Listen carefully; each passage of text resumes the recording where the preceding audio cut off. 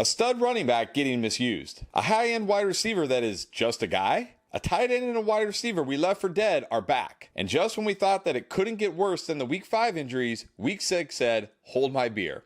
I'm breaking down all that and more in this week's Panic video. Before I go game by game and tell you which players you should or should not be panicking about, let me quickly remind you about Underdog Fantasy. If you haven't joined Underdog, now is the time. They have the new customer special you can get for Monday Night Football. Dak Prescott just needs to go higher than half a yard. And if you use our promo code ENDGAME, they will match your deposit dollar for dollar up to $500. You can take the money they give you, use that Dak Prescott higher than half a yard line, pair it with any other line, and triple your entry. Underdog Fantasy, use promo code ENDGAME.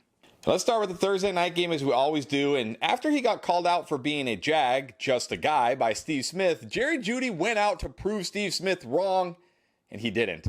3 catches, 14 yards. Got outshined by Courtland Sutton once again. Look, maybe Jerry Jeudy is just a guy. I don't know. Steve Smith knows about this stuff much more than I do. But what I do know is for fantasy, Jerry Jeudy is borderline unstartable. Speaking of just a guy, maybe he's just a coach? After talking all sorts of trash all offseason, Sean Payton doesn't have this Broncos team looking any better than they did with Nathaniel Hackett. Sure, Russ has had some okay games, but he's certainly not cooking. You can't really feel good about this entire Broncos offense right now. Then on Sunday, we had another London game, Baltimore versus the Titans. If you had a Baltimore player, you probably felt okay, but the Titans didn't really do anything different in London. Sure, Derrick Henry came through, but DeAndre Hopkins definitely did not come through. And Ryan Tannehill left this game with an ankle injury. Now we might be looking at Malik Willis, Will Levis. Does it matter? Probably not. This is an offense you mostly want to avoid outside of maybe Derrick Henry and sometimes DeAndre Hopkins. Then New Orleans took on Houston, and Derek Carr did Derek Carr things. I mean, this is why I really hesitate ever mentioning Derek Carr as a streamer. But again, he's just a streamer. Hopefully you're not relying on Derek Carr week after week, because you shouldn't be relying on Derek Carr week after week.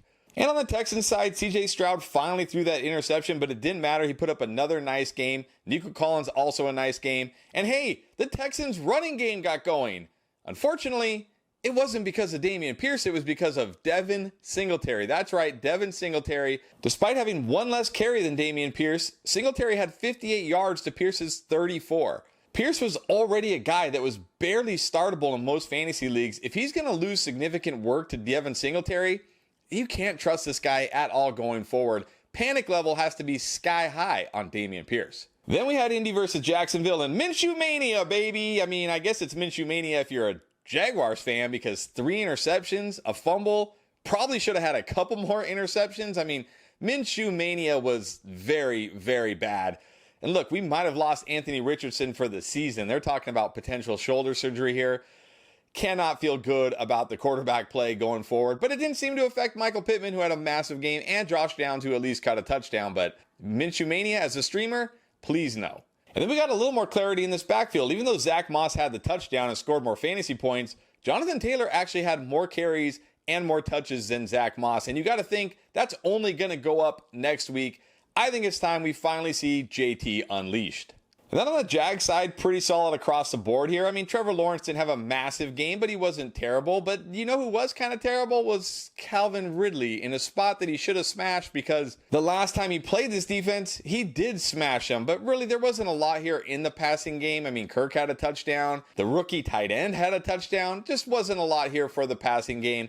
Ridley, we're going to have to look at more of like a boom or bust kind of guy going forward.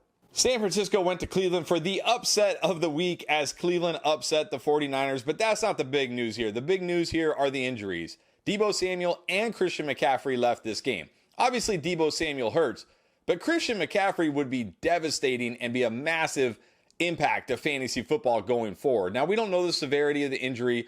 Hopefully, it's minor, but right now, you got to be nervous. Let's hope for good news tomorrow. And on the Browns side, it looks like maybe we have a two-headed backfield. I mean, Ford still led the backfield, had the most of the carries here, but Kareem Hunt did score a touchdown and kind of got involved.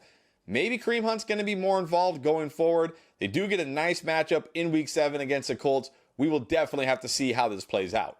Then Seattle versus Cincinnati, not quite the shootout we expected, but a lot of that was because Geno Smith and this Seattle offense could do very little. 2 interceptions. they couldn't get anything really going in this game. Geno Smith has now only thrown more than 1 touchdown in 1 game this year. It looks like the Geno Smith 2022 magic might be over. And while Metcalf and Lockett didn't go off the way we had hoped, they combined for 18 targets in this game. There is no panic here.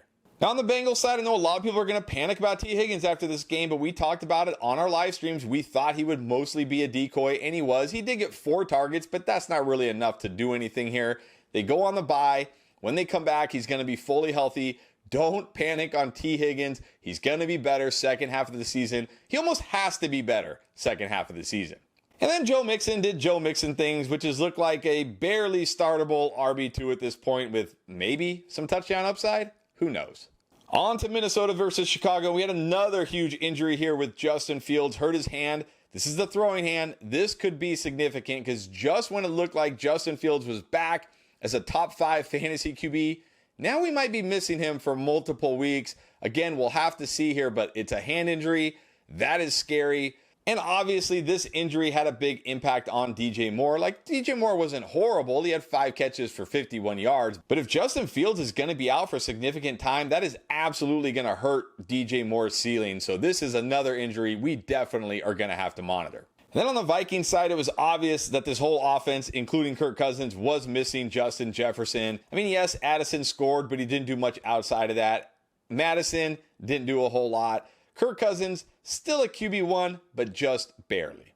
Washington went to Atlanta, and look, Sam Howell didn't throw it 55 times this week, but he didn't need to because he threw for 3 touchdowns. But even with the 3 touchdowns, this offense was pretty much mediocre because they just didn't run a lot of plays. They didn't have to do a lot. They kept getting the ball close to the goal line on short fields and capitalizing. So really, not a lot to say here for the Commanders offense. On the Falcons side, however, are we starting to panic on Bijan Robinson? I mean, he did have 13 carries, same as Tyler Algier. You'd like to see that number higher, but look, 5 catches, 43 yards, 8 targets.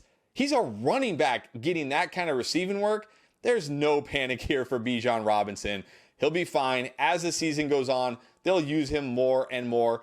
With this receiving work, when he starts getting more carries, watch out, Bijan Robinson will start dominating. Oh, and are Kyle Pitts and Drake London suddenly back? Sure seems like it. Carolina versus Miami. Thielen continued his torrid pace. Chuba had a nice game. The Dolphins did Dolphin things. There's no panic anywhere in this game. Now to the afternoon slate. New England took on the Raiders, and at first it looked like Ramondre was going to have a good game. Then he left with an injury, and Zeke vultured a touchdown, and it felt like it was going to be Ramondre Payne again. But thankfully, he came back in the second half, scored a touchdown, had a very nice fantasy game. So, is Ramondre back? Probably not. It was probably just the Raiders. Now, for the Raiders, another injury here. Are we going to see Brian Hoyer in Week 7? Are we going to see Aiden O'Connell again in Week 7? We're probably not going to see Jimmy G, though, because he left in an ambulance with a back injury. So, it's going to be one of these guys which has to downgrade this passing game. And look, you're still starting Devontae Adams next week, but Jacoby Myers, a guy we really liked this year who'd been playing well, that's going to be a bit trickier. Arizona took on the Rams, and perhaps the biggest bust of the entire week was Amari Demercado, a guy who was a hot waiver wire pickup. A lot of people dropped a lot of fab on him, put him in their lineup, and he was terrible. Actually, that's not even fair. It wasn't that he was terrible. He just didn't really play. 2 carries. He wasn't even the number 2 running back in this game. He was the number 3 running back in this game. Keontae Ingram and even Damian Williams, who they just signed off the street, had more run than Demercado. This is absolutely brutal if you drop fab on him and put him in your lineup this week. But panic level has to be sky high. This is probably a guy who can head back to the waiver wire.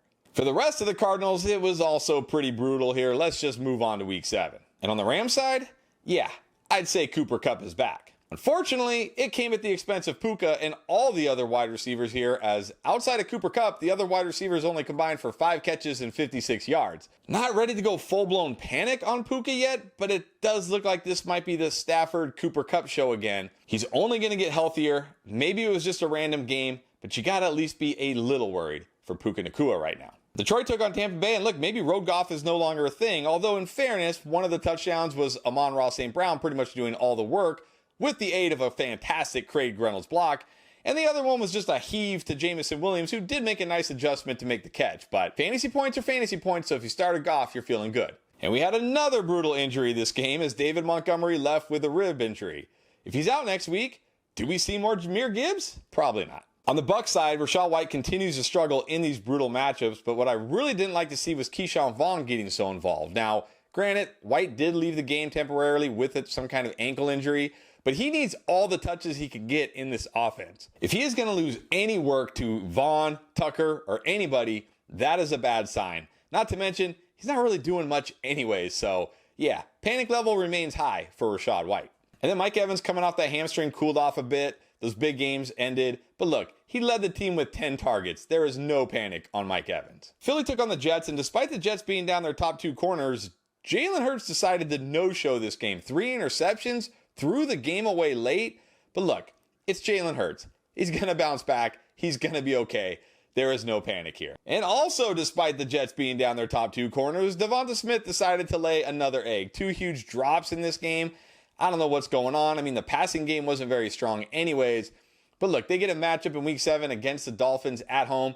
That could be a get-right spot. Not ready to panic on Devonta Smith yet, but you got to be at least a little nervous. Somehow, thankfully, A.J. Brown stayed immune to all the bad play. Then DeAndre Swift didn't put up a huge rushing output, but man, you had to love what you saw from him in the passing game. Had a touchdown.